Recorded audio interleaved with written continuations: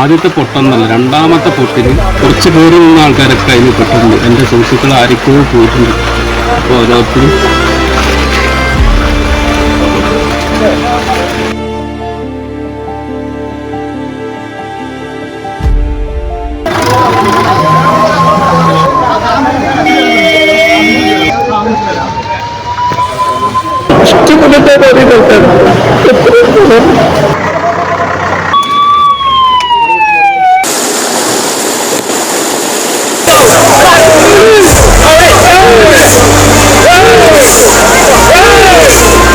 എൻ്റെ മകള് ഇവിടെ പഠിക്കുകയാണ്.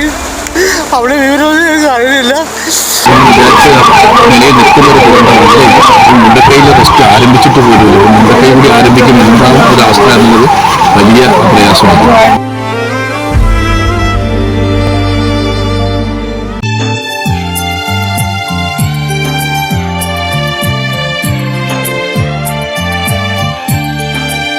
ഉരുൾപൊട്ടിയതിൻ്റെ ഏറ്റവും ടോപ്പ് ഭാഗമായിട്ടത്. ഇവിടുന്ന് ഇങ്ങോട്ടാണ് ഇത് പൊട്ടിയിട്ട്, ഇവിടുന്ന് ഇങ്ങോട്ട് പൊട്ടി എന്ന് പറയുകയാണെങ്കിൽ ഇവിടുന്ന് വീടുകളില്ല, തറ മാത്രമേ ഉള്ളൂ. ഈ ഒരു തറ, ഈ ഒരു തറ. ഇതിപ്പം കണ്ടാൽ തറ കെട്ടിട്ടതാണ്, വീട് ഉണ്ടാക്കാൻ വേണ്ടി തറ കെട്ടുകയെന്ന് വിചാരിക്കും. അങ്ങനെ ഫിനിഷ് ആയി പോയിട്ടുണ്ട്. എന്താ പറയുക, വല്ലാത്തൊരവസ്ഥ എന്ന് വെച്ചിട്ടുണ്ട് അവിടെ വീട്. പിന്നെ ഇവിടെ തറകളും ഉണ്ട്, ബാക്കി ഇവിടുന്ന് അങ്ങോട്ട് താഴോട്ട് പോയാൽ തറകളും ഇല്ല. ഫുള്ള് കോട മൂടി ആകെ ഒരു വല്ലാത്തൊരവസ്ഥയിലല്ല പോലെ. ഇതിൻ്റെ അവസ്ഥ എത്രമാത്രം ഞാൻ കാണുന്നുണ്ടെന്ന് അറിയില്ല, എന്നാലും ഇത്രയും ദയനീയമാണ്. നമ്മൾ ന്യൂസിലൊന്നും കാണുന്ന പോലെ അല്ല ഇവിടുത്തെ അവസ്ഥ. ഇതൊക്കെ തറകളാണ്, വീട് തറകൾ ഒക്കെ ഉണ്ടോ. ഒക്കെ വീടുകളിൽ നിന്നൊക്കെ വെച്ചിട്ടുണ്ടെങ്കിൽ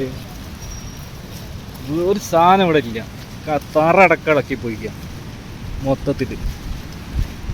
എൻ്റെ പോരാ, എൻ്റെതാണ് അതെല്ലാം എന്ന് പറയുന്നത് നമുക്ക് എന്താ അവകാശപ്പെടില്ലേ? നോക്കി ഈ രംഗം കാണുമ്പോൾ ഇത് എൻ്റെത്, ഇത് എൻ്റെത്, ഇതിൻ്റെ സ്ഥലത്തിൻ്റെ അതിര് അതിരുമില്ല, ഒന്നുമില്ല.